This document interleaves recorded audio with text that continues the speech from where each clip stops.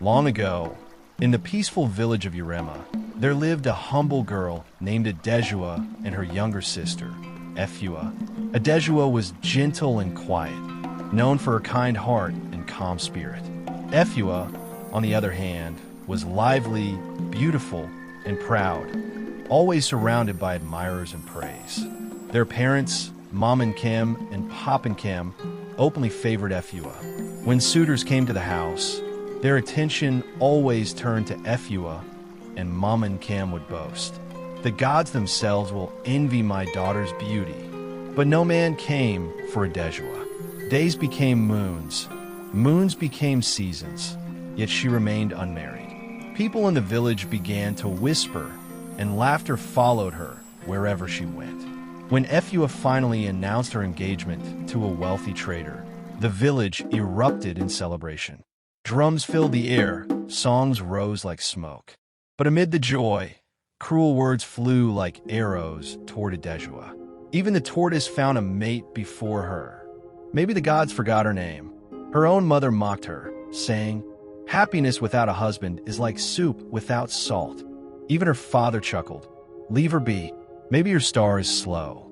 Adesua said nothing. She smiled softly, though her heart broke in silence. That night, when everyone slept, she crept to her grandmother Ai's hut, tears in her eyes. Her grandmother, a wise and gentle woman, took her in her arms. "Do not cry, my child," I whispered. "The moon may delay behind the clouds, but when it shines, even the stars bow." She told Adesua, "A yam does not grow faster because another sprouts early." Those words sank deep into her heart. From that day, she stopped comparing herself to others and found peace in her chores, her songs, and her prayers. One morning, Adesua went to the river to wash clothes. As she worked, she began to sing a song she learned from her grandmother. Her sweet, gentle voice floated across the water. Unbeknownst to her, Prince Oba, heir to the kingdom of Ed, was nearby, traveling in disguise. He had been sent by his father to find a wife, not for beauty or wealth, but for goodness of heart. When the prince heard her song, he stopped. He listened, drawn to the purity and sorrow in her melody. He watched as she shared her little food with a child and helped an old woman draw water. He approached her and said softly, "Your voice is like peace after rain. Why sing to the river?" Adesua bowed and replied, "Because the river listens, even when people do not." The prince smiled. He removed his hood and said, "I am Oba, Prince of Ed, and today I have found the queen of my heart." Adesua fell to her knees in shock, but the prince lifted her gently. "Rise, Adesua, the moon that shines last." When they arrived in the village together, the people were speechless. Mama and Kim fainted, Papa and Kim wept, and Efua could only stare as Adesua rode away to the palace with the prince. In the royal palace, Adesua became queen. Her beauty was no longer mocked, but it was her kindness that made her beloved. She opened her kitchen to the poor, her heart to the needy, and her ears to the cries of widows. Even when people bowed before her, she would say, "Do not bow to me, bow to goodness." One day, she gave food and water to a poor beggar outside the gate. The man thanked her and left, only to return later, revealed as King Adeni, the ruler of the neighboring kingdom. He said to the court, "A true queen rules not by beauty, but by compassion." Her fame spread far beyond her husband's kingdom. Poets sang of her, and mothers told their daughters, "Be like Queen Adesua, gentle as water, yet strong as the sun." Back in Urema, Efua's marriage began to crumble.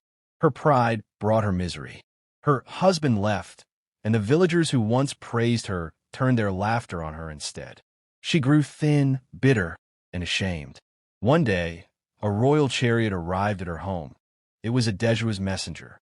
Queen Adesua had invited her family to the palace. When Efua arrived, she could not hold back her tears. She knelt before her sister. "Sister, I mocked you. I laughed when you cried. Can you forgive me?" Adesua lifted her up and said gently, "Forgiveness is the river that cools every flame. Rise, my sister. We are one blood." Their parents too fell at Adesua's feet in remorse. But she only smiled and said, "The moon does not scold the stars that mocked it. It simply shines." Years passed, and Queen Adesua became a symbol of wisdom. When war threatened between her husband's kingdom and the neighboring land, she stepped forward.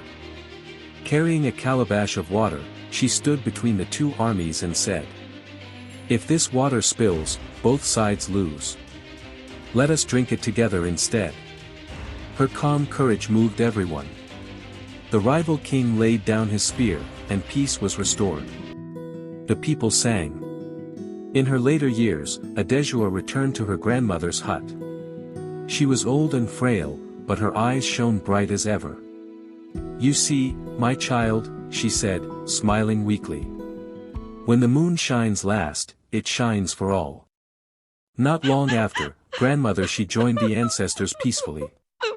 Queen Adesua honored her memory every full moon, teaching her children and the people that patience, kindness, and forgiveness are the true jewels of a crown. Under her reign, the land knew only peace. Her story became legend, told by firesides, sung by rivers, and whispered by the moon itself. Just like Adesua, when your time comes, your moon will shine brighter than the sun. Everyone have their own times and seasons. Be kind, be patient, and your time will come. Kindly subscribe to our YouTube channel for more Africa stories.